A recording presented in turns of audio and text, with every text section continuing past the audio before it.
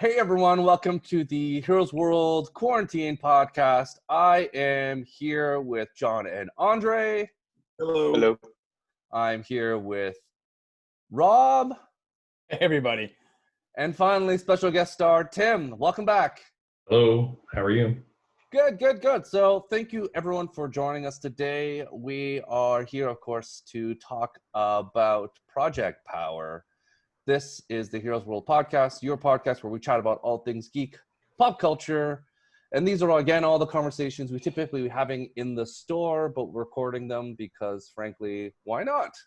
So we're talking today, our topic is Project Power. We're going to give you some insights, our thoughts on whether you should watch it, and some kind of our kind of feelings about it. And I can tell you right now, there's some strong feelings in this group.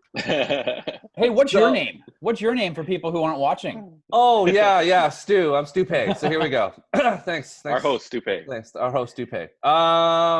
Again, welcome. Thank you for listening, watching. We're on YouTube. We're on Spotify. We're on iTunes. So whatever it is, we'll do our best to try to make it so it's not too much on the visual side. So Project Power, of course, is another Netflix movie that's come out. It was directed by Henry Jost and Ariel Schulman. It was written by Mattson Tomlin, who is his first movie that he wrote. Clearly, it made an impact because he is now writing The Batman. So he was able to level up to the new Batman movie. Helping with the Batman. Rob is just shocked that this is happening. What? For real? For real? Yeah. I wanted to lay that on you. Yeah. Go Google change your that. opinion now. Now Rob's gonna be like, "This Go is change great. your opinion now." The movie's great. Nope. He's like Batman." Wasn't the director of the Batman writing the Batman? Yes, but he's also working with Mattson to do this as well. So it's two people apparently. Because there's a shortage of people who've actually written Batman.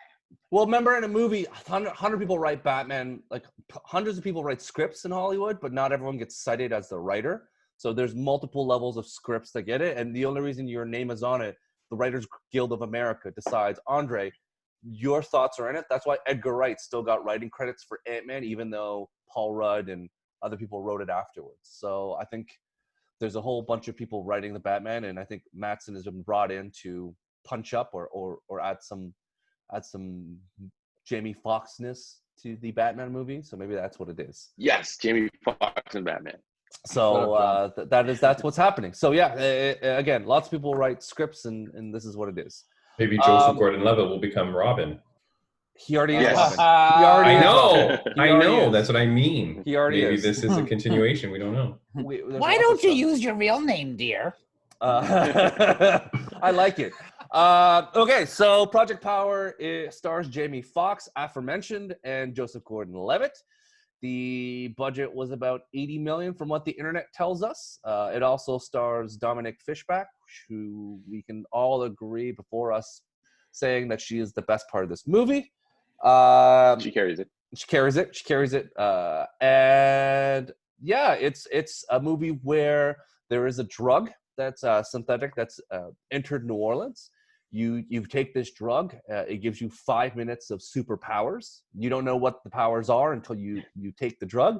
That's what it is. A generous 5 minutes. Generous. A generous 5 minutes. It's not 24 where there's a clock timer on the bottom. It's movie 5 minutes. So you get 5 minutes of generous time. The rules are you can take the pills back to back. So you can do it 5 minutes, then throw another one in, and you're good to go. But yeah, that is essentially what the movie is. So we're going to go incorrect. And I'll tell you why. Okay. Because yeah, I understand what you're saying, the plot. I don't want to ruin the movie, but that's what the presence. How come, though, everybody who takes the pill has the exact same power afterwards? No, that's what hold on. I was going to comment on what Stu was saying. The pill affects everybody individually, but I think every time you take the pill, it's that same one. It's whatever your genetics code to. Okay. That's what I was, because they didn't explain it that way. Of course at the not. beginning of the movie. But they do a great job of like slowly explaining what everything is, right? Where you slowly start to learn. It was but I got that. Again, everyone you don't know what your power is. So Rob, you're right. Maybe that was me. No, it's not you. That was the way that they bad teacher. But in terms of, yes, you get a power, and every time you take that pill, you get the same power, but you don't know what that power is going to be. Sure. So that's what it is. So or we're going to do, yes, or you could explode. So we're going to do before going to full spoilers, we're going to do a basic yes or no, whether you should watch this movie or not.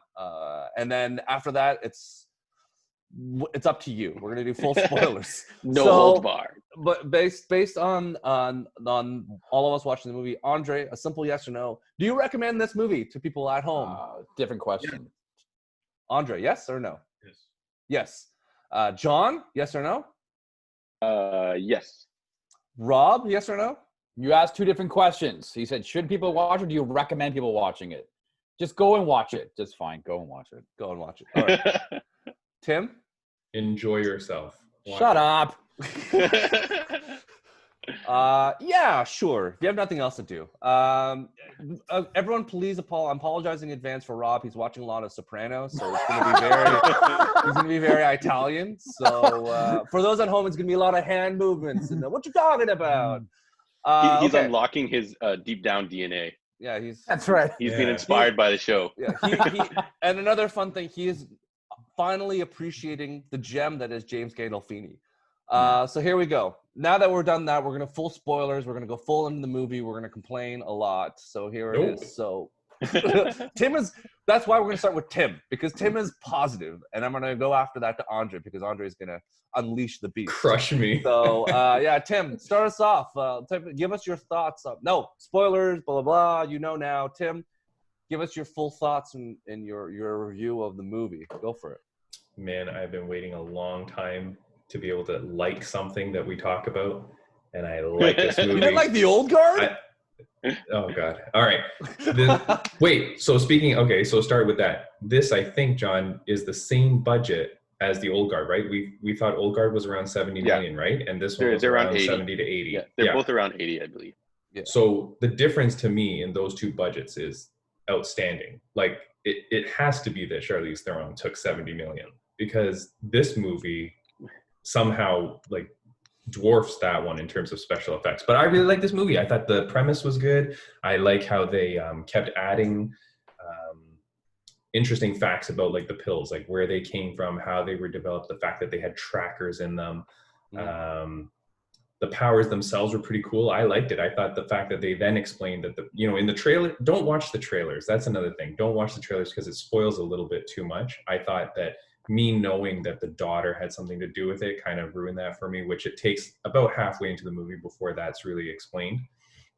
But the way that the powers come from the animal kingdom, and the fact that like your powers are based on some sort of weird morph of like an animal, was pretty cool. And so I found myself researching like, what the hell animal explodes itself? But there is. So finding out different things, and although I don't think any animal can shoot ice, but that's fine. You don't know that, Tim. Yeah, I don't know. You're not a biologist. Slow down. How do I know?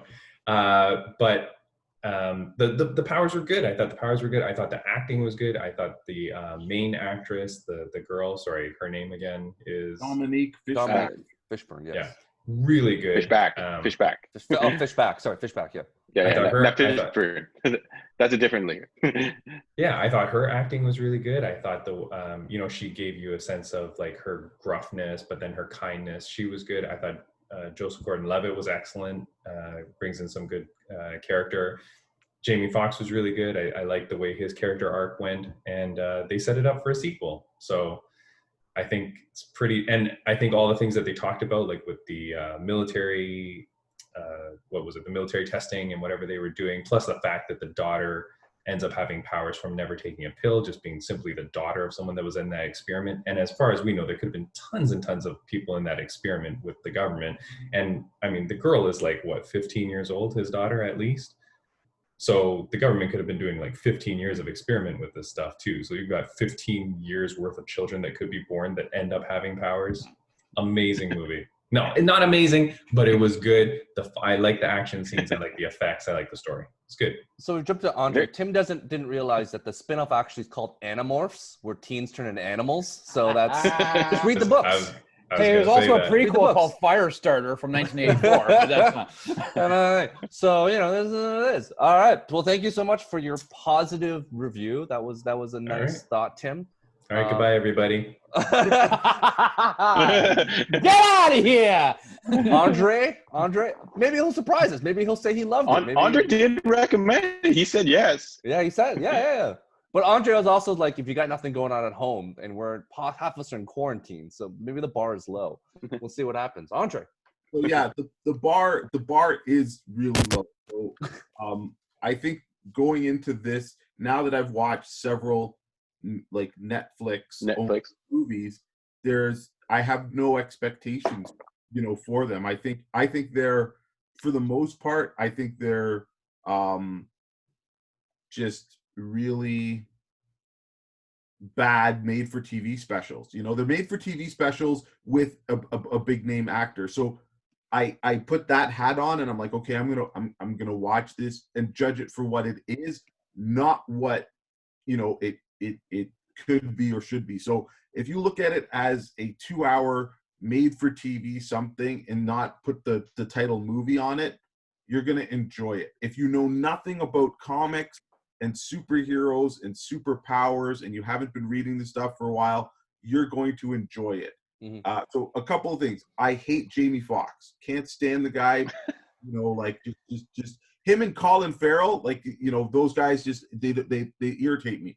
But he's been working so hard though, Andre. He's like a multi-talented black man. Cool. Dude, don't throw shade at Miami Vice. That movie is dope. I love that movie. That movie was the death of me. Just put two nail guns in my eyes, and But I was able to watch the movie, and like Tim said, there's some enjoyable parts to it. I think why this movie looked better than the old guard was because it was filmed at night and there was all these, it was just dark and there was less characters. There was 4 people in this whole movie, right? Yeah. So the other movie had bigger budget and had bigger aspirations. The movie's totally not original. It's not executed well. But again, sit down and watch it, enjoy it. I think for the general audience, it's good for them. I would have better expectations, but if I put all that baggage aside or whatever, I would say, yeah, it was enjoyable. Too predictable on every level for me, but again, I've got freaking 40 years of consuming this type of stuff. So when you said the guy's going to be writing the Batman or helping write the Batman, I'm like, why? I could come up with a better story than this in 10 minutes, like legit.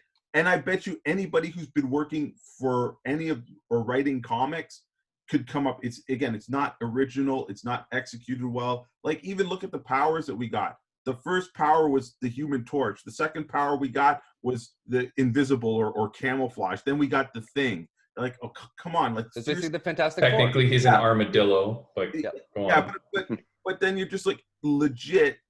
If they were going to pull from every animal kingdom, why start with those ones? Because they want you to think of other superhero movies and stuff like that. I think the coolest thing was the potential for them saying that the government is tracking each pill to see who gets what DNA and all that stuff. And to me, that would have been a more interesting story to follow up. Did you guys ever watch that movie, Shutter Island with DiCaprio? Of course. They're in the cave, and he starts talking about the government doing all this stuff. I'm like, oh crap, that's cool. Let's go to that part. That's the story. I'm like, wow, I want to watch that. And then that was just his fevered dream. And I'm like, oh, so the actual movie is what I've been seeing. And I'm like, oh, that's garbage. This fevered dream was more interesting. So I think they again, maybe in the sequel they'll go that route. But it's a Jacob's Ladder situation, Andre. You gotta know. Follow-up question to you. This is the question I would always like to ask you. For your partner, Holly, the Holly line is a very particular line because she likes certain movies. Would she like this movie? Did she watch it with you? Did she like this movie? She's an even bigger fan of Jamie Foxx than I. So she was like, Jamie Foxx is in it, I'm out. So no, she didn't watch this one with me. I was watching this one solo. So okay. But But if Jamie Foxx wasn't it, would she have liked this movie? I think so. Yeah, Okay. I think, and again, I think for the audience, for people who are non-comic book people, and I think this goes back to what you're saying with what's the director's name or the writer? Sorry, Tomlin. Yeah. So I think that's exactly it. You got a guy who writes something that is legit one of the most cliche comic book type stories, does not write it and execute well, and then he gets elevated to be a writer on Batman. Now, I shouldn't diss the guy because I don't know his work, but if this is an example of what he's done, and this is what people go, oh my God, this is great, let's get him on. There's so many better writers who could be like, I could shit you a better Batman story to help on this Batman movie than what is. So, again, maybe he'll make this Batman movie great. I'm sorry to be dissing him. But again, if this is the thing that springboarded him, I'm very surprised that people think this is quality writing and a quality story. Fine. Was it a moving story about a father trying to save his daughter? Sure. Did Jamie Foxx emote that? Sure. But that's in the actors or the people playing this for the story, not the writing of it. So let's one before I jump to John and give his thoughts.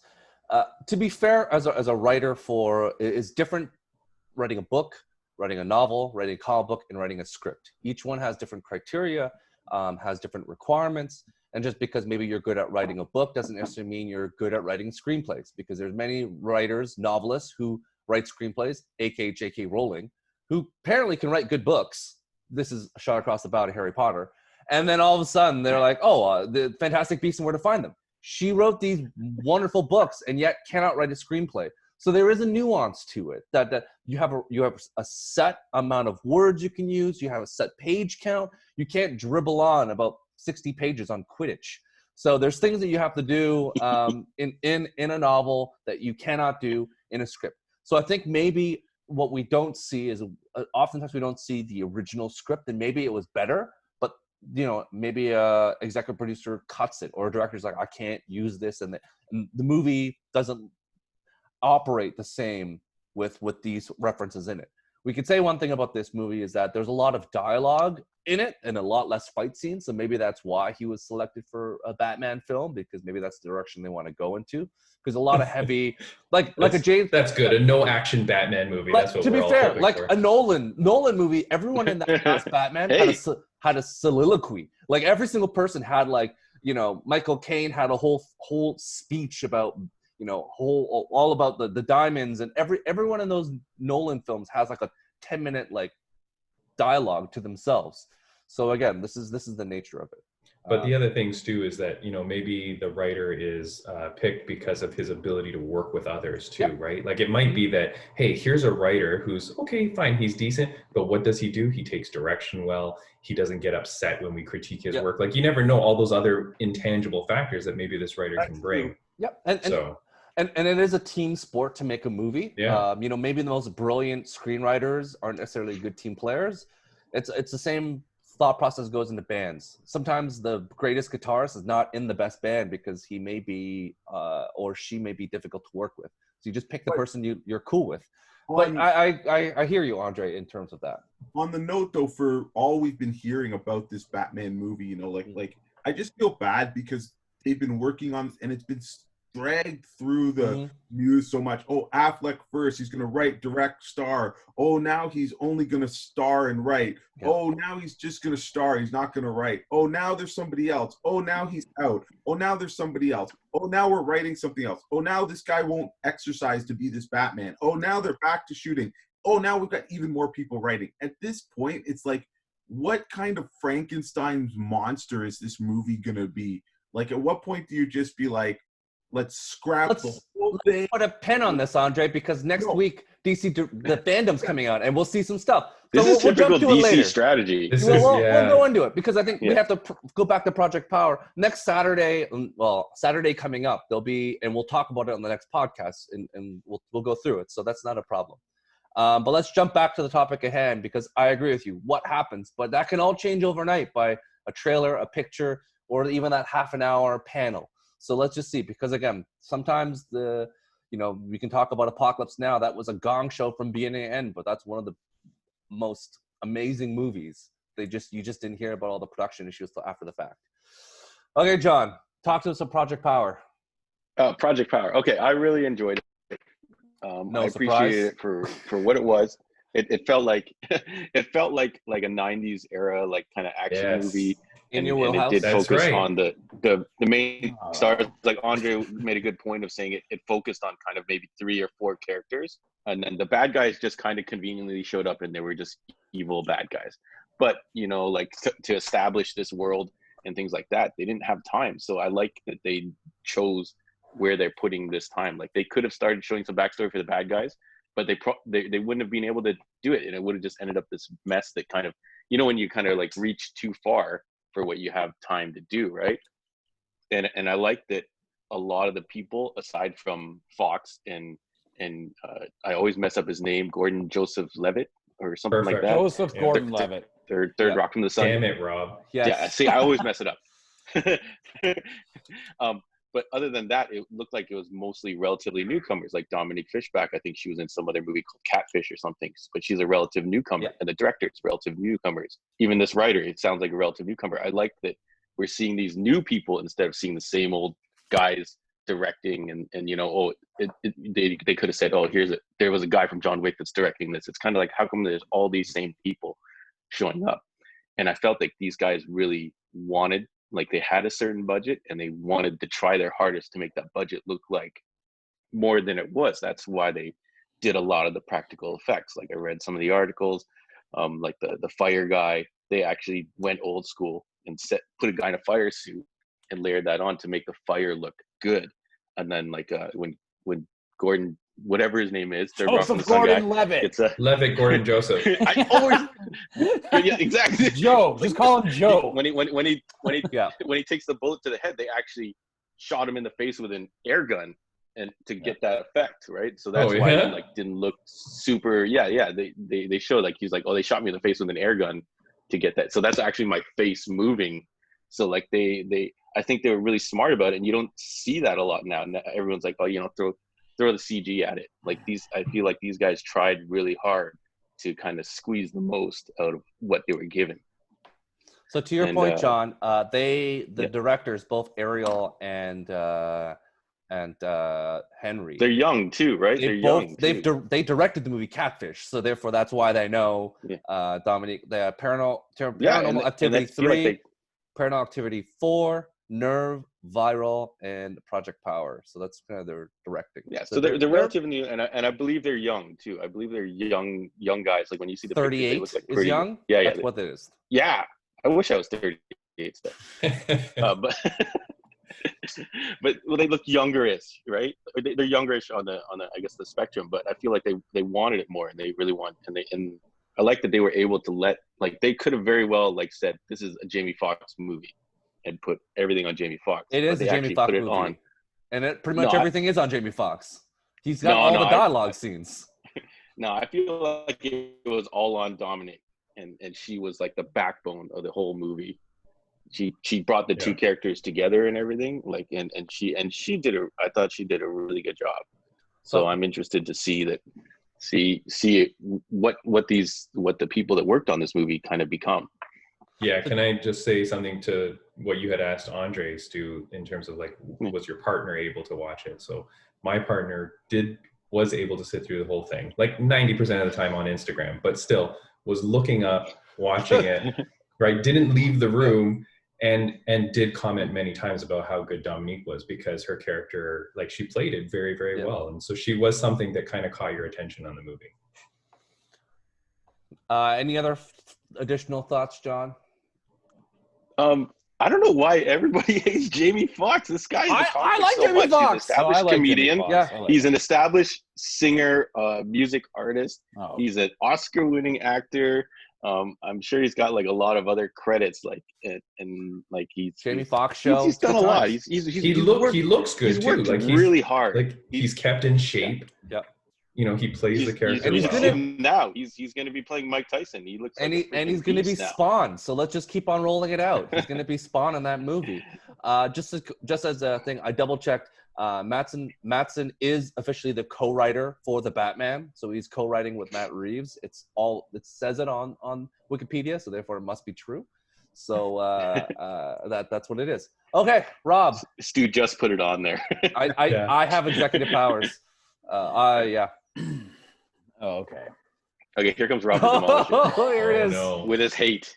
Listen, I'm going to agree with everybody and say that Dominique Fishback was the best part about this movie.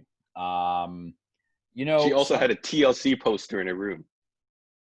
I knew that would get John for sure. Yeah. I was like, is that TLC? And that is, I'm giving this movie an extra point because of that.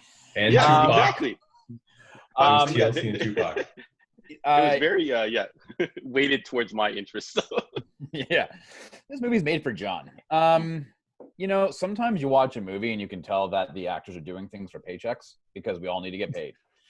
And I kind of felt that this is one of those movies where I'm sure, you know, Jamie Foxx and Joseph Gordon-Levitt, John, were probably doing it. They're like, yeah, it's okay. I'll get a paycheck from it. You know, 6 weeks in New Orleans, I'm good. I will say the positive aspect, aside from Dominique, is that the special effects, I thought, were really well done. I'm glad to hear that they did a mix of practical and VFX. I was surprised at how well some of the special effects did look at times. Thanks for clarifying the whole power thing, because I didn't find it overly clear throughout the movie. There were a few times though where I had to rewind.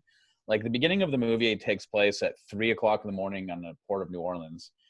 And Rodrigo Santiago is there, and he's got the case, and he's and his hat's off and on every once in a while, right?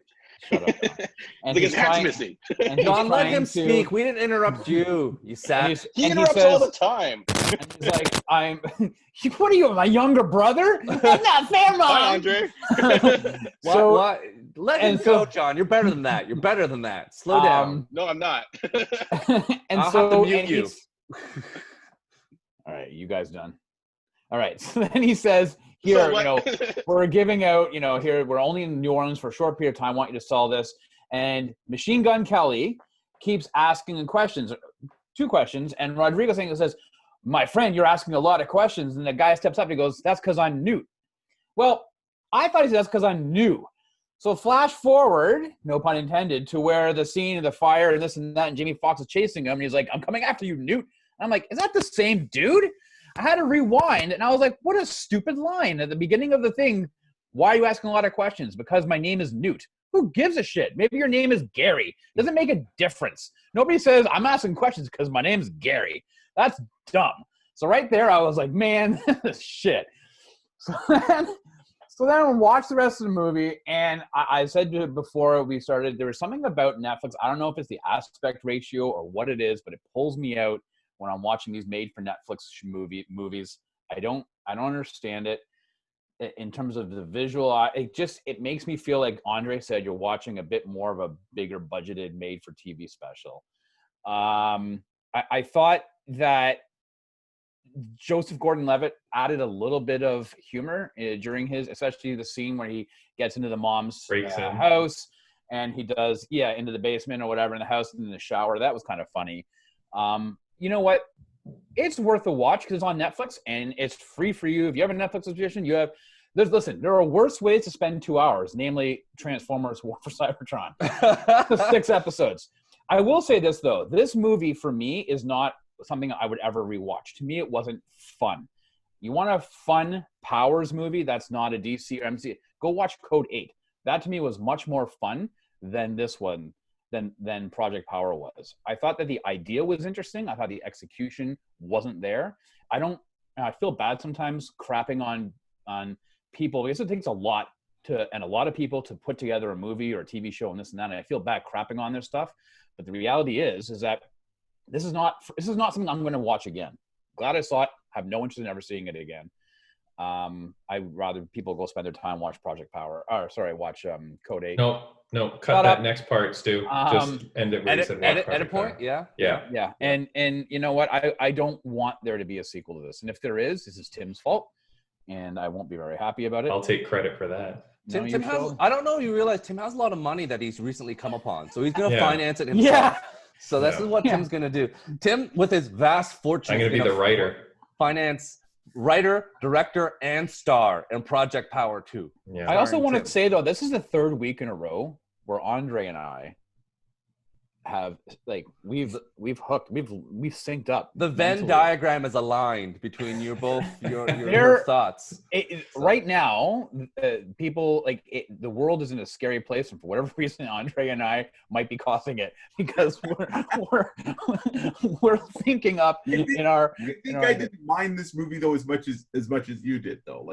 I think there was, like, again, I'm gonna pick at the writers, and again, you make a great point, Rob.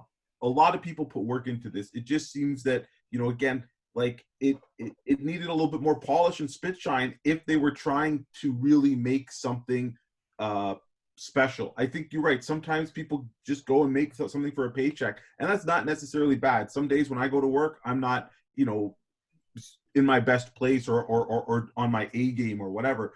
But, I think sometimes when you're doing a movie or something, you want something to come through, and I just think that some of it didn't make sense. Like, you made a great point. Like, there was too much foreshadowing. Like you said, my name is Newt. Oh, the class she happens to be in is talking about fetal alcohol syndrome, so she could drop the line later, and then this other thing where they can just drop. So it's just I guess trying to be too cute, and to me that's just like, yeah, that's a movie, Andre. Because if you don't mention that, then you're gonna be like Rob. It's like, who's Newt? Like, this doesn't make sense. But it doesn't matter. It doesn't matter what his name was. It doesn't have to be so heavy-handed, and also too, like, I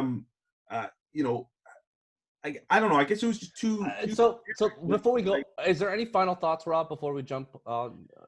I think I've said what I wanted. Go watch Code 8 instead. I think that this movie has an interesting premise. What was that movie with Bradley Cooper where they took the pill and they became like super limitless, right? That's a movie. You take a pill, a drug, and it expands your mind. That's great. You know what I'm saying? Like, there was just, there was a premise here that could have been done better, and I don't want to see it again. It was a gimmick to be able to get us to see a bunch of different mutants on screen. Like, that was it. Yeah, right? I could just go watch X-Men from 2000, man. No, but they don't become superheroes. They don't put on capes, and they're not like they're it's like a drug. It's like a world they live in. Oh no, I understand it's that. Kind of a different take. Okay, so you guys all had your chance. So let me just go before you all. Let's all talk over Stu. Do your thing. I'll mute everyone. It's great. I learned my lesson. I got muted. So this is what's gonna happen. I'm gonna mute anyone. Okay, so I have to give credit to some aspects of the movie. One, I did enjoy the fact that when you did get your power, like, Newt clearly scarred. It's not like a power that's clean. So if you are on fire, really, the ramifications are, it does affect your body. He didn't look like he was in great shape after his body went on fire. So, like, it is cruelly, and that's when there's a dialogue with Joseph Gordon-Levitt. It's like, you don't know what power you're going to get. Like, your arms could fall off. Like, you're taking a chance. So it's that clearly, like, that dialogue of, like, yes, you may have powers, but your powers might be flight. And if you fly and you can't get yourself down, when 5 minutes are, you're just gonna crash to the ground and die. So there's a coolness of the fact that you don't know what your power is, and also that the real world ramifications. You have no Mr. Fantastic to make you unstable molecule suits. So whatever it is, like, you may be just completely just owned after using your power. So I did like that aspect. The pill looked really cool. The CGI looked fantastic. So you could see where the money went. So someone who was in CGI, working in the industry, knows that was expensive. So they did not do Vancouver-style CGI that they would for all the CW shows. Except for the guy with the rubber arm. Yes. that looked really bad. He was like, oh, no, I have a scarf around my neck. So they spent money on CGI, movie-level CGI that takes was practical, a long that stretch time to do. So that you have to give a little bit of credit to that. I think, to your point of shooting at nighttime, it did make it a little better than the old guard in terms of, like, you could hide actors better. Like, you couldn't see the fact that truly it wasn't Joseph Gordon-Levitt or Jamie Foxx when fighting and stuff like that. So you could do a better job of hiding the fact that it's not them that's doing any of the hand-to-hand stuff, as opposed to when you watch the old guard. That's Charlize Theron a lot of the time actually kicking butt and doing stuff. So, there's a difference between the two. So there's some aspects that it worked well. Again, it's a Netflix movie, so this is what to expect. Shout out to Courtney B. Vance for his clearly 2 days on set. He was awesome in it. And then he basically is like cashing them checks. But he was good as of course, he's good in everything. But him showing up for his 2 days of work was great. He was police chief. You just actually made an interesting comment, and you said it's not bad for a Netflix movie. And I think there's now a genre or a subgenre of movies that we're now just calling Netflix movies, because there really isn't any made for TV movies. This is not right. It's a Netflix movie. And so I think, it's an interesting, we already set precedents. There's a Hallmark Channel like movie every year, like a Christmas Hallmark Channel that you're like it's one of these or 20 of them. Like the Christmas shoe movie are all like, Christian Mingle. Soft filters. These like very romantic comedy movies, because that genre's gone now. Like it doesn't exist. Hold on. But Netflix has their whole group of rom-com movies, which I found out but those recently. Are for teens. They're all, but those are Kissing Booth and like all the teen movies. but they're good for what they are. And actually, for anybody that doesn't know, all those Netflix Christmas specials, they're all interrelated. So I never knew that, but you'll see in one show that they are. I don't know if you guys know, but they actually are in a shared universe. And in every movie, there'll be like a little Easter egg of one of the other movies. Like it will be on the TV, or they'll make a comment about the city that the other one's in, like these made up cities and stuff.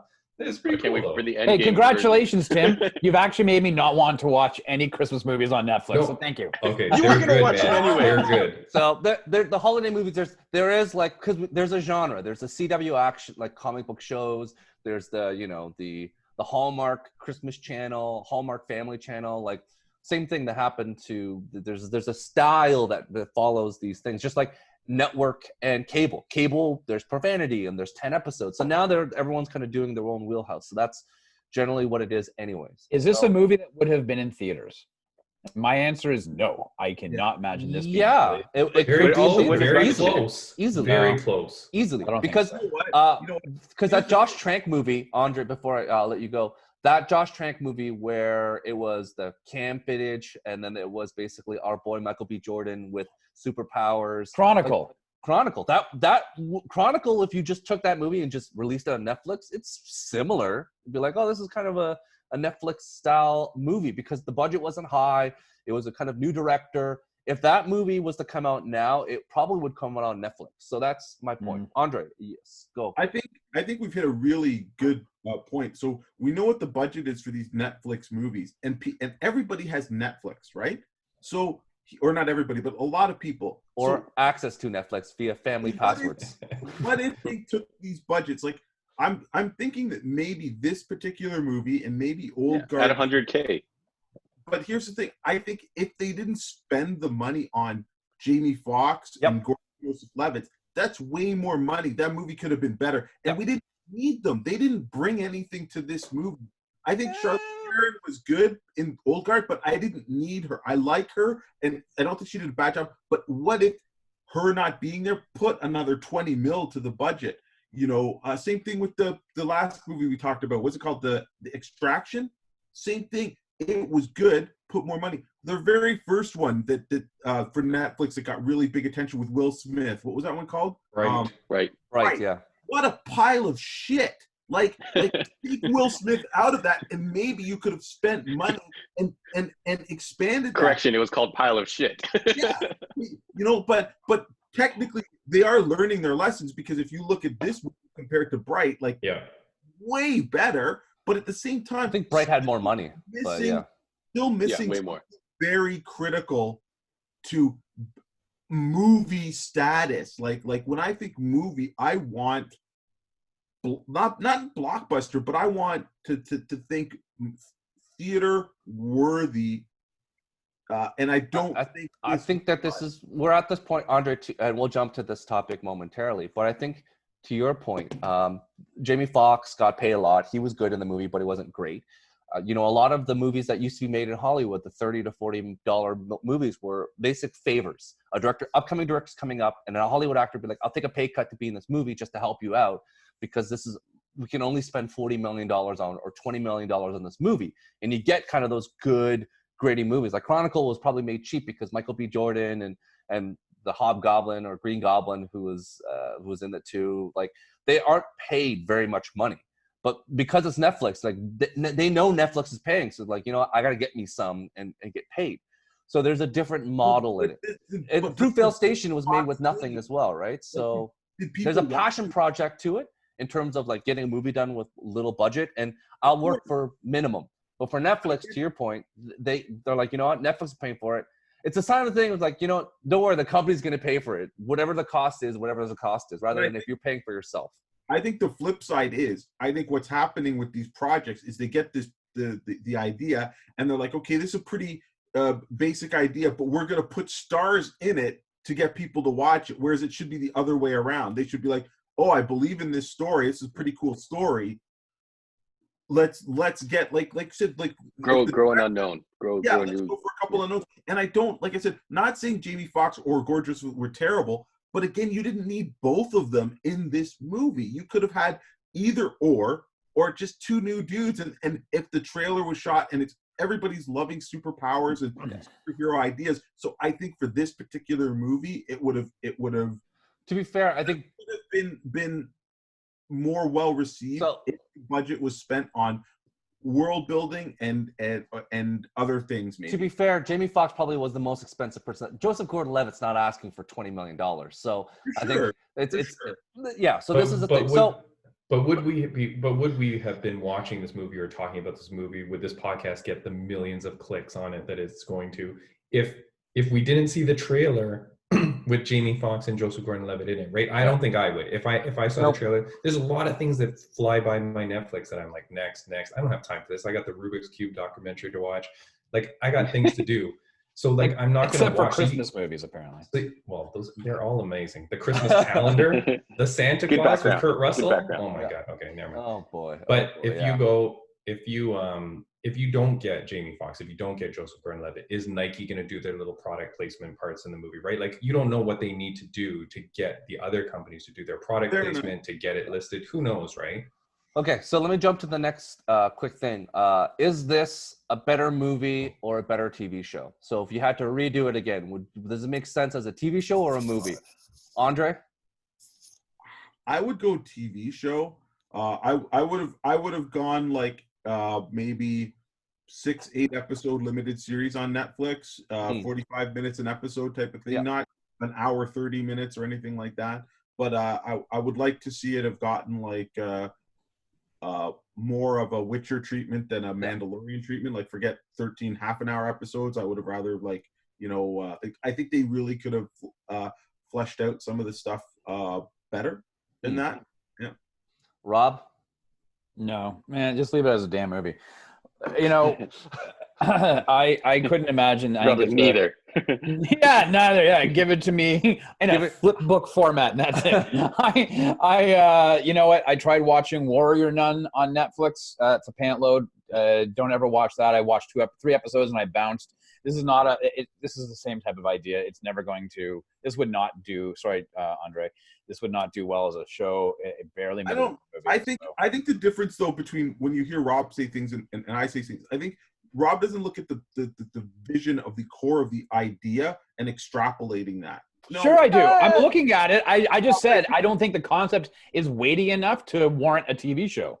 Yeah, but it's funny because you said the same thing about the Old Guard, and the Old Guard literally has 12 comic issues, and it's a huge world.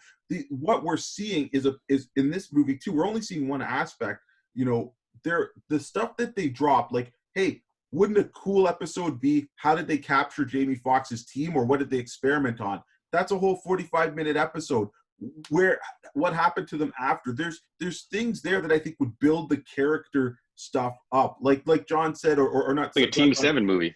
Yeah, this is basically it. Like, it reminded me of Team 7 and that concept. But then not only that, you have the other things of what was the scientist that developed this thing, or what was the team? No, I couldn't care less. Thing. I couldn't care less. I said to you during the Old Guard stuff that you don't care because you don't see the potential. You watch something like, look, you're powering through 4 seasons of Sopranos, which is, again, baseline, no there's literally nothing to that show. There is literally no. Oh. Hold on. Hold on. Whoa. Okay. Whoa. Let me finish. You guys will watch 4 or 5 seasons of a show with literally no context, no concept, except family of crime or a person creating drugs and Breaking Bad. Those are the pinnacle, the minute idea. What makes them good is how they expand and build on characters and build on situation. Yet Rob, someone who likes superheroes, can't see that this, or comic books, can't see that this idea could be better extrapolated. That's what I'm saying. I disagree with how you fundamentally see things as they are originally put. That is where you see things. You don't see past. I see the potential in things, and that's why I'm hard on things, because I think they miss their potential. So I can't see how you could say, it was a bad execution for a 2-hour movie or not great, but it could have been. Like, we've got comic series like Powers, like John and I talked about Team 7. There have been comic series that deal with this that have been great. So it's not that the idea or the concept of this thing is bad. The execution and maybe how they decided to feed it to us was not the best form. But let me just jump in quickly. So I think it's difficult for you to, Rob is not like a 16th century writer who's dead and deceased that you're making interpretations for. Rob is here in the now right now. So I think it's hard for anyone to just say this is what he thinks. Well, he's here. You can ask him his opinion.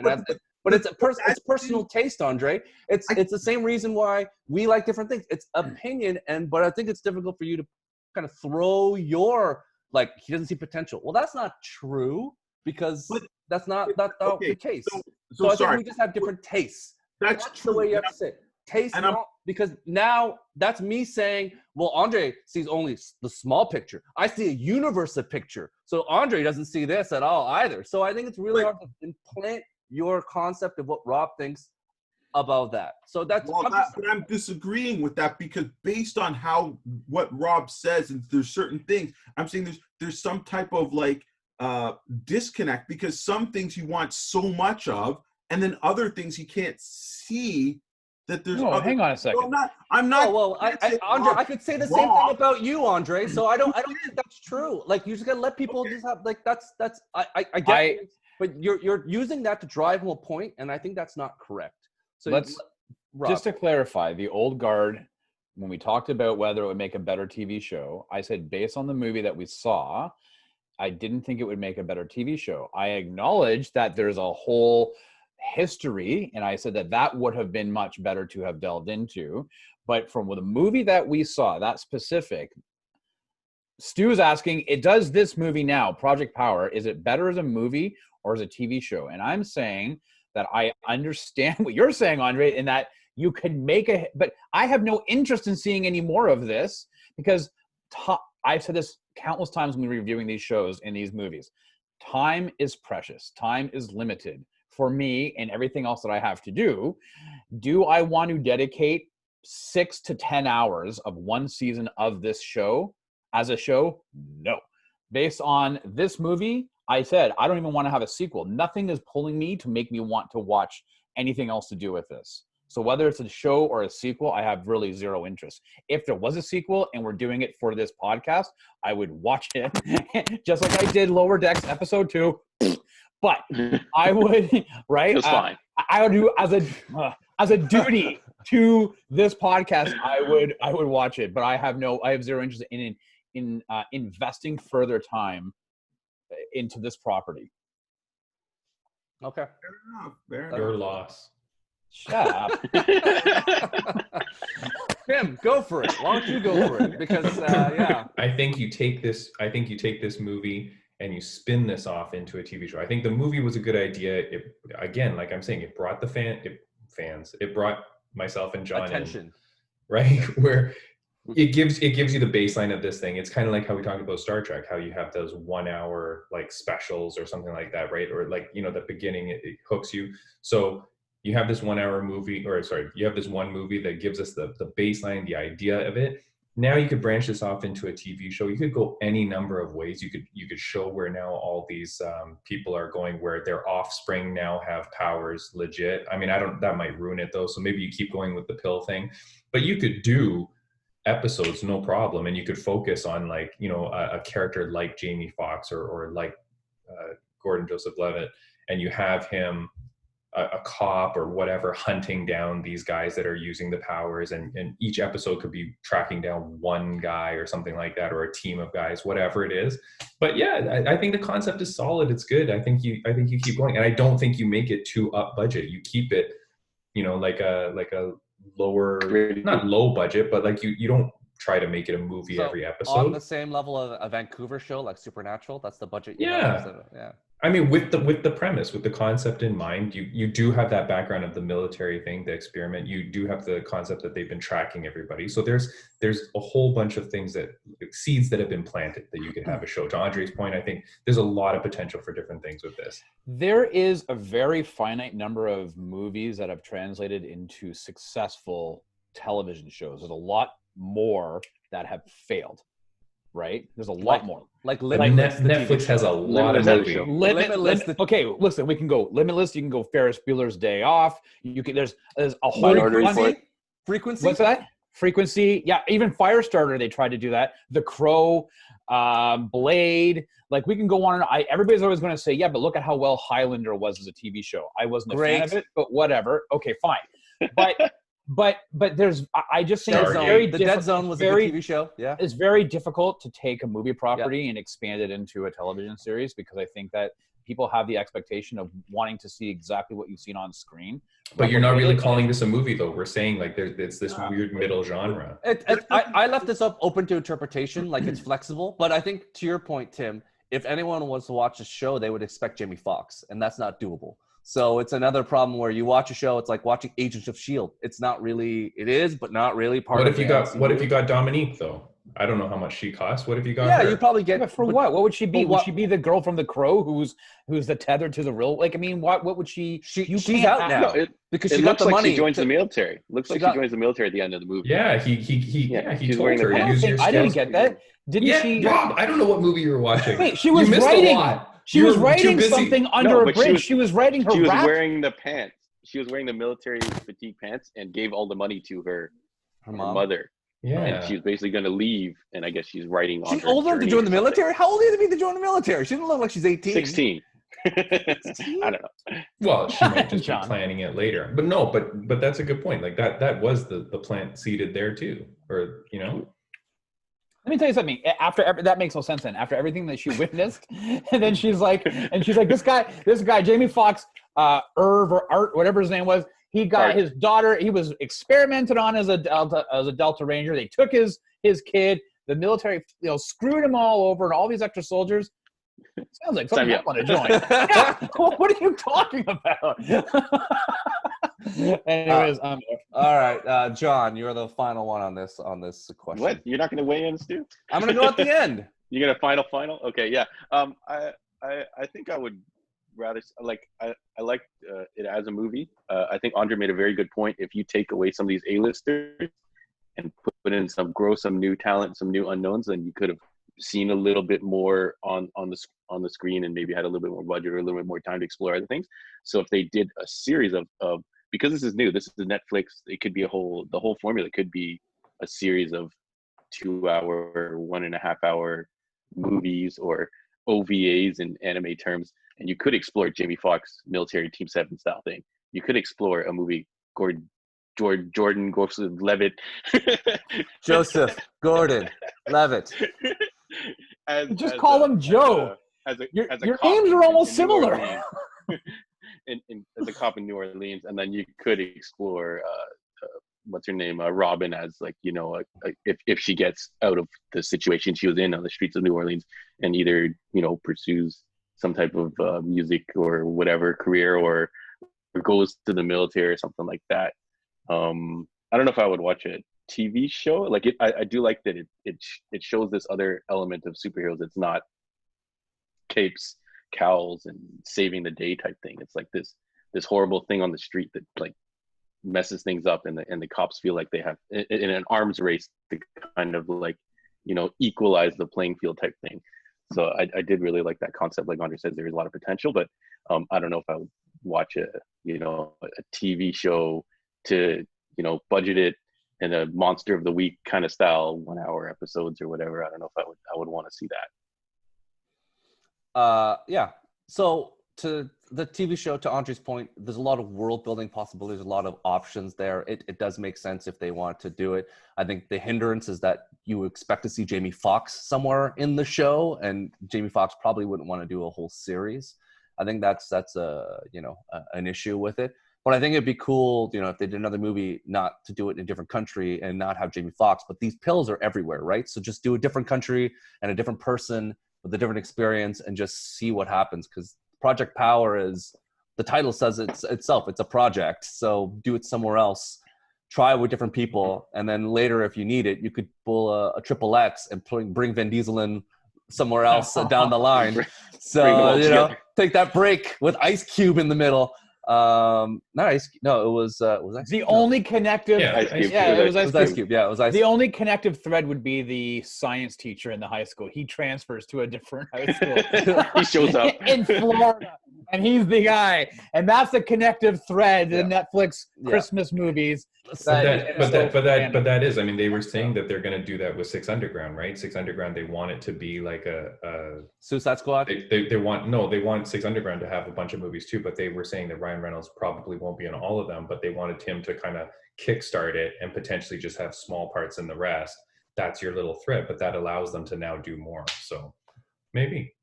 Shout out, first off, one more thing. Shout out to the people at Netflix and the directors for Dominique Fishback.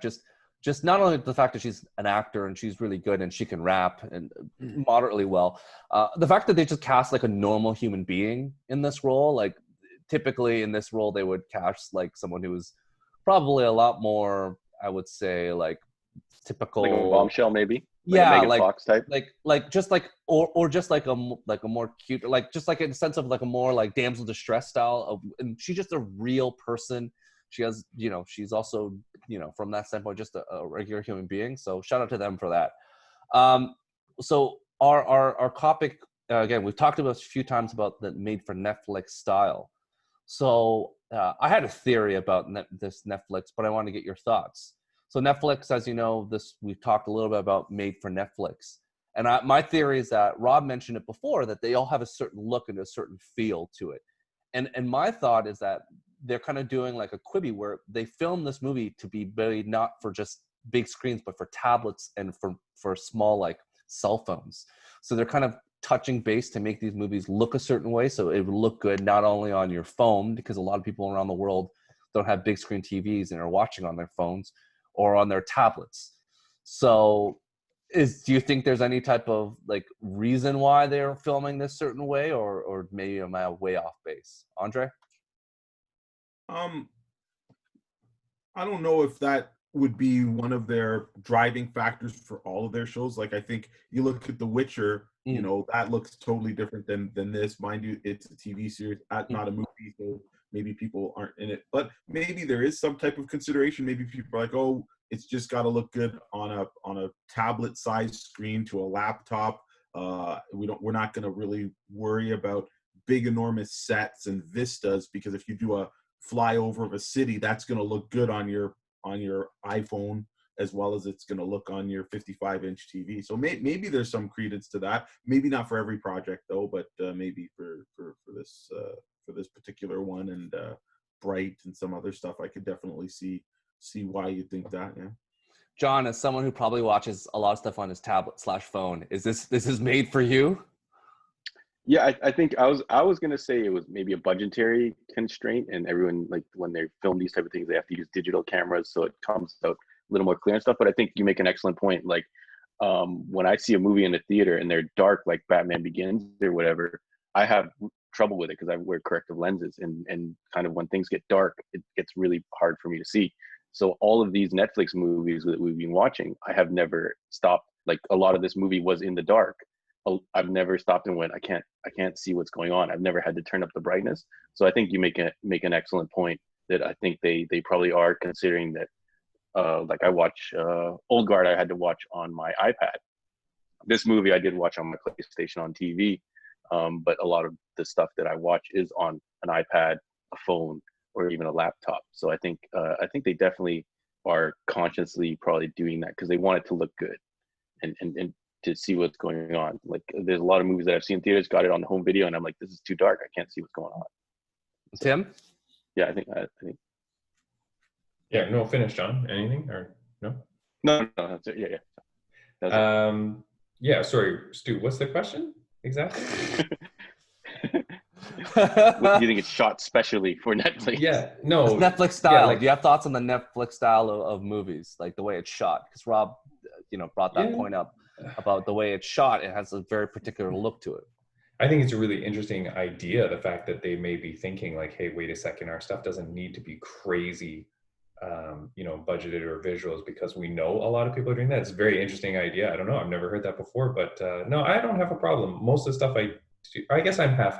Half I'll watch on an iPad, half I'll watch on my TV. I've never really noticed any real problem with it. I mean, just like any kind of TV show or movie, some are better quality than others, right? But the Netflix stuff I'm okay with. Rob? Yeah, so I was actually, while you guys were speaking, I was just decided to Google it, because I had said before we started recording is that it felt, I said, I don't know if it's a director of photography, I don't know if it's the cinematographer, I don't know. I said the aspect ratio seemed really off to me. And because you see the black bars, but for people who don't know the aspect ratio, you see a black bar at the top and the bottom. Back in the day, you used to call letterbox. It'd be really, almost like a third of your screen would only be the movie.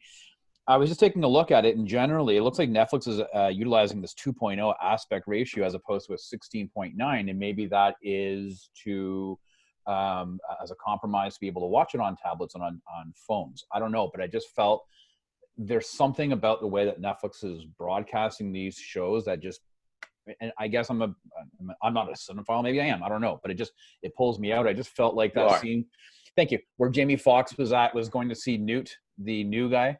Or the Human Torch. He was so zoomed up Inferno on Man. Yeah. Inferno Man. Yeah, Inferno Man with Pauly Shore. I mean, I want to watch that. Inferno Man. Okay. I think they call him Inferno Man, and he actually burns because the sweat from his glands ignites. But it was zoomed up to grossly, as if somebody had like pinched and zoomed up to watch it. So that's kind of and I started thinking about all these movies that we've seen. I just felt like the aspect ratio seems to be off. So for me, there's something there, and it's a decision, a conscious decision by Netflix, and I wish you could be able to change it based on the device that you're watching it on. I think to Rob's point, turn on a filter. For those of us who are the young kids out there, don't realize that back in the day when we used to watch movies, they would convert the movies into 4.3. 4.3. So when you watch like Lawrence of Arabia on TV when we were young, it would just put it on the thing, and you'd be like, oh, this doesn't look that impressive. And then when they're like, oh, the letterbox, you could buy the VHS or rent them, and then you could see the full aspect ratio. You're like, oh, wow, this is really good. So, back in the day, they would, make arbitrary decisions on what fits in the box. So the screen of what you'd see in the movies that were processed TV was different than what it was in the movie theater. So let's give the kids a bit of very, very briefly, it was called, you would either have letterbox, what they call letterbox, or called pan and scan. Shut up, John. It's very important. For anybody who has seen the movie Heat, this is the perfect example, right? Yeah. You have the diner scene between Robert De Niro and Al Pacino.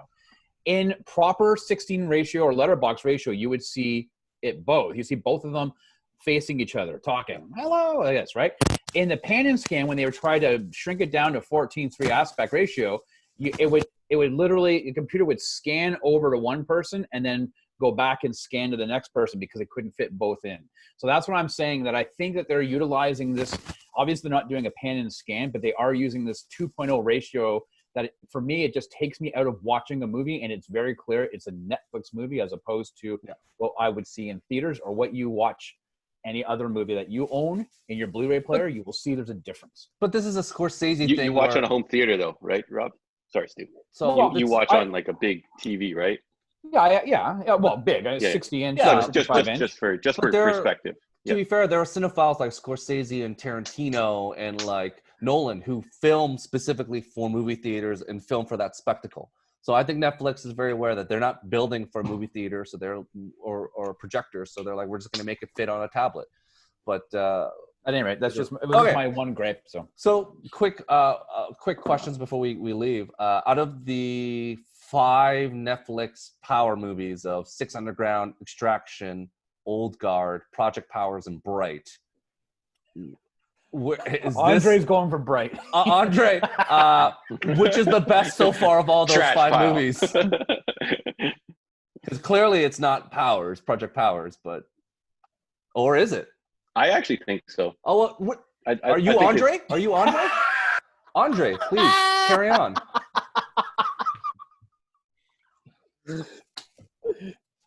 Are we okay there now? I muted him. Don't worry. Go for it. That's mute number 2 for people at home. So out of those 5, I would probably say this one was the best. Whoa. Okay. Wow. Wow. Nice. All right. Okay. Six Underground, I couldn't get past 20 minutes. That was just ridiculous. Because the hat.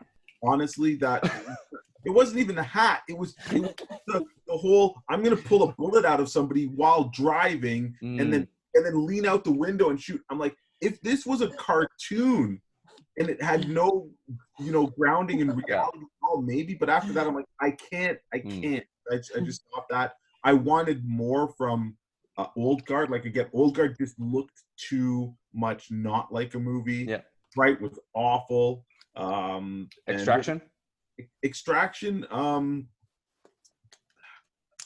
there wasn't anything to it. They could have just given the guy a gun and said, okay, we're going to film you for an hour shooting. They were like, it was decent, but there's nothing to it. Like zero. No, there's no potential for growth in that movie. Even at the end of it, the guy dies, falls into the river as a born, and then Spoiler alert for Extraction. Whatever. Sorry, guys. Oh no. Yeah. Okay. So that's Andre's thoughts. Rob? Extraction. You want to know why? Because all of these movies, that was one that I had the most fun with, and I would probably watch again. That's my barometer or bar. Yeah. Out of these 5 or 6 movies that we just mentioned, which one would I go back to first to watch again? It'd be Extraction, bar none. John? I haven't seen Extraction, so I actually put this at the top. The nature of the movie, though, it is an action like thriller. I think thriller is and that's one of those movies where the storyline basically, once you see the result, you may never watch it again, right? So it does have that against it, I feel. But wait, what movie? Extraction? No, this movie. Oh, sorry. He did not see Project Power. Extraction. Yeah, it's considered a thriller. Yeah. So I think feel like once the story is spoiled, you're not gonna want to watch it again unless you want to watch those performances, which I did like.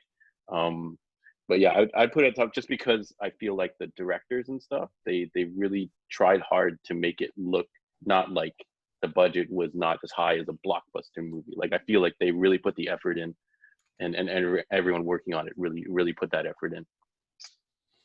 Tim? Oh man. Are you going to pick a Hallmark movie, or are you going to pick the Santa movie? Like, if you guys haven't seen the Santa Claus, it's incredible. It's very good. There's only one Santa Claus. It's no Jingle All the Way. It's the Christmas Chronicles, isn't that? Yeah, Christmas Chronicles. That's it. Christmas. Santa Claus stars Yeah, Tim Allen. Thank you. Yeah. It's a Disney movie. So. Okay. No, I'm so sorry, Andre. I'm putting Underground 6 as my top of the Are you? You mean 6 Underground? 6 Underground. Yeah, 6 Underground. What is I apologize. It's all good, man.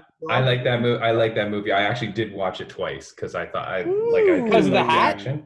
Yeah. No, just that hotel scene with where they're exploding the water on the top of the thing. Yes. I like that movie. I thought that was a good movie. I'd say Project Power though would be second for me. So. Hey man, you mean talking about the hotel swimming pool where he's underground and he puts the thing and it explodes? Didn't they do it in a Jason Statham movie? John, you would remember this. Wasn't that in like the Transporter? Was it the Mechanic? Yeah. Transporter, I think, had the water thing too. But no, I don't know. Yeah, I'd say whatever. 6 Underground and then Transporter had the grease thing. I think they were confused where Jason Statham was fighting those guys in the grease pit, and there was one. He was under the water. He was under the water on one of those overhanging pools, the glass pools, and exploded. Anyways, Andre's. But it's hard, to be fair, it's hard to compare because like the budget for that one is double these other ones, but. It's but awesome. as a Netflix project, I think that. Yeah, as a Netflix project, sure, yeah. Okay, so we're going to jump to our last question, comic book references. I know Andre mentioned before there's a lot of homages, a lot of things. Is there anything that you picked up, Andre, in the movie that clearly there's no original story, as you mentioned before. There's nothing new. This is the same old beaten down story, except for it has Jamie Foxx in it. I was hoping he'd have electro powers. I thought that would be really like electric powers, and that'd be really on. He kind of did, though, right? At the end, wasn't it? Kind of. It turned blue too, and be like, Spider-Man. But yeah, Andre, what are your go for it? Ironic how his power is like not even 5 minutes. He just freaking explodes, and then that's it. And he's like, how did that almost kill him the last time? Like what? He was it the power lasted like 10 seconds or whatever that, so it didn't even play by its own rules. He wasn't wearing the Castillo watch, so he didn't have the proper timing. No, but he wasn't using the power because his power, like he had to use the water, right? So once you stop doing it, like he might have still had the power in him, but he was stopping throwing it because everybody was dead. Let's all agree. Yeah. So before we go back to Andre, let's all agree the third act is an abomination. The first two acts is good. Third act was really rough. They rushed it near the end. But Andre, any other? I would say like there's so many references, like even like to a book called Powers. There was a drug on the street that they're trying to get off. That's a common theme in comics, but I did really like kind of like there was a comic by Wildstorm called Team 7, and it was all kind of the backstory on how characters like Grifter, Backlash, Dane, and a couple of these Wildstorm heroes, the soldiers, and their own unit government basically set them up, and they were exposed to this gas, and it gave them all powers. And then it ended up they tracked their offspring, which led to a book called Gen 13, which was the offspring of these. So that very cool concept. Again, maybe that's why I see the potential, because I've seen other stories like that. So I think that this could go somewhere. But yeah, Image never took that to the top. Image never got there. They always started a Team 7 thing, and then it fell apart. Yeah, Team 7, they had a couple limited series, and then we always followed one of the members was a guy named John Lynch, who ended up running their espionage division called IO. And they did some great stuff with it, but never kind of on that. Like, remember Sleeper came out, right? So again, there's a lot of areas that they could go, but I'll say comics have blazed that path before. I'm sure maybe there's been novels and stuff. I might not just can't think of any, or I might not have read any. So, but yeah, definitely Team. The first things I was thinking about as watching it was the whole Team 7 and Gen 13, as well as the comic series Powers by Bendis. Like, definitely a story arcs there. Yep. Tim? I guess the thing that to me was just like we mentioned, like Human Torch or whatever. I just think the way that, even though it was based on the animals and stuff like that, or the animal kingdom, the powers, it was obviously like an homage to all the different superheroes we've seen over time, right? Like the Iceman, the Human Torch, Wolverine, whoever else you want to say, right? Like a kind of like a Colossus or whatever. Yeah, like a Thing or Colossus. But yeah, it was just like little hints like that. But I liked it. I thought it was good. Not story-wise, I don't know. I don't know that I've ever read anything like this, where it's like the government initiated powers and stuff like that. So I don't know, but the powers themselves were all homage, right? Mr. Fantastic, the rubber guy. Start watching The Boys. It'll get you right in the mood. Yeah, that guy was a breakdancer. Yeah, I know. I thought he was the guy from America's Got Talent, because there was one guy that made it really far. Yeah. John? Like Andre said, like in Powers, they actually had, I want to say it was like an STD that actually like gave you powers. Like it was kind of a really crazy story arc. And also in I want to say it was Daredevil or the Alias comic book, there was actually a storyline where there was a drug on the market that you could take and you would get powers, and the characters had to deal with it. But there was actual superheroes there to fight these guys that got superhero powers. So it's neat that this was a world that there was no superheroes to fight these guys with superhero powers. And then there was another book called Resurrection Man back in the day, where whenever the guy died, he would get a new power. So I kind of felt a little bit of that. Like you'd be like, oh man, what power is this guy gonna get? And then and things like that. So there's a lot of like hints of stuff, but I liked that it was kind of like a gritty street level, non-superhero kind of thing going on. Cool. Thanks. Rob, final thoughts? Yeah, listen, I don't know. You want a good comic to base the stuff on, go talk to John or Andre. I mean, I'd rather read a decent comic than watch this. Go watch Code 8. I'm glad you all enjoyed it. Peace. Wow. Okay. Well, that's a way to drop the mic. So on that note, thank you all for listening to that. Thanks for clicking, subscribing, liking. Please, anything you do is great support to us. Of course, John and Rob are doing their weekly Instagram live show, so tune into that. You can find John and Andre where? Heroes World Online, so Facebook, YouTube, now Instagram, and then everything's live on the podcasting mediums as well. So iTunes, Stitcher, Spotify, etc.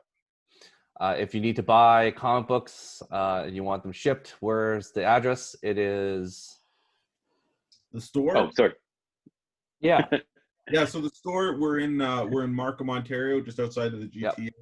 8601 Warden Avenue. Nice brick and mortar. We carry a little bit of everything from statues to comic books, trade paperbacks, card games, models, board games, miniature games, you name it, we've got it. We could definitely recommend something for you. If you're in our area, stop by for sure. If you can't, hit us up on the socials, like John mentioned, Heroes World Online. We can arrange shipping for you and stuff, or you can also drop us an email at sales@heroesworld@gmail.com. Sales dot, right? John? Yes, sales.heroesworld, HEROES world at gmail.com. We actually also have a podcast email as well, heroesworldpodcast@gmail.com, if you have questions or comments or things you want us to cover. Confidentially, of course, if you want to say it privately. But otherwise, you definitely post comments and definitely iTunes subscribe and give us a 5-star rating. I know Tim did it already. And hey, share. Share for us. Let people know, pass it on, help us grow. We're trying to future-proof ourselves if there's something else coming with the pandemic and stuff. So we're trying to get out there and stay alive. So if you guys can share, tell your friends, whether it's about this podcast or to come to the shop or to buy something from the shop. But if you're not in our neck of the woods, you're somewhere else in this wonderful world, support your local comic book store or your local board game store as much as you can. Listen, retail and brick and mortars are still hurting. No, I can't think of any of them that'll be back up at pre-pandemic levels. So let's help people get there. If you can be part of that solution, God bless. Yep, and to Andre and John's points, your comments below, we will get back to you, and by we, it's pretty much John. Let us know what your thoughts Rob gets in there, man. On Project Power. Let us know what's your favorite Netflix show of or movie of these, and let us know what your favorite Christmas movie, and Tim will respond back to it as well. So I can give you recommendations. Clearly, to All the Boys I Loved Before is number one on all that, or the first, not the second. The first one, of course. The first one, of course. That you got to respect the OG until the third one comes out. So we'll see what happens with Noel out there, who's getting jacked right now. Is gonna He-Man. Anyways, him and the Atom Smasher. Maybe we'll see that coming up on Saturday. Rob, where can they find you online?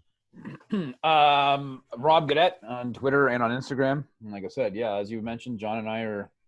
It's more. I'm ready to do these Instagram and Facebook lives. We're just waiting for John, who decides the other day, hey, let's do it at 11 o'clock at night. So that was a lot of fun. I tried. It got done, didn't it, Rob? Why I got to belittle? I had one eye open. I was like, what time is it? All right, fine. Genius takes time, Rob. Genius takes time, and that's what. Yeah, it was a good time. We was like almost an hour. We were doing that. We had a lot of good feedback from people who were following live, so it was fun. Tim, where can they find you? Yeah, XX_TimboSlice_XX. And Andre, appreciate the store. Andre and John, of course, always buy your stuff on physical, right? Yes. Buy your physical comics, man. There's no substitute, right? Do not buy digital. That's crazy. I was watching some podcasts on YouTube and stuff, and people were going, "Oh, I buy it all digital." It's like, no, do not. Go support your local store. Buy physical for sure. There's no comparison. And kudos to you guys on the cover art for the podcast. That logo looks amazing. I know I was talking to John. Thank you, Andrew. You did a wicked job. Yeah. Shout out to Andrew. Shout out. So again, thank you all for listening. Have a great weekend week coming up. And we're back about the DC fandom. Rob will be on cloud 9 until Andre and myself knock him back to the underworld, because it's going to be maybe good, maybe bad. So I'm looking forward to me and Andre smiting you a few times. So unless they announce Project Power as a new line underneath the DC universe, we have no worries. We're gonna find out. Jamie Foxx is gonna be in every one of the DC shows. It's the new underlying character. His name's just gonna be Jamie Foxx. Jamie Foxx is in this movie. He can play himself. He'll play himself. He'll play himself. He'll do some singing, Mario he'll do some Lopez. dancing. Oh, don't drag Mario Lopez into this. What are you doing? Leave him alone. Why not? He deserves it. Did you see that Saved by the Bell commercial? Can you mute him again, please? Yeah, I'll mute him for the third time out. All right, everyone. Thank you for joining us. See you guys. Have a great day. See you guys.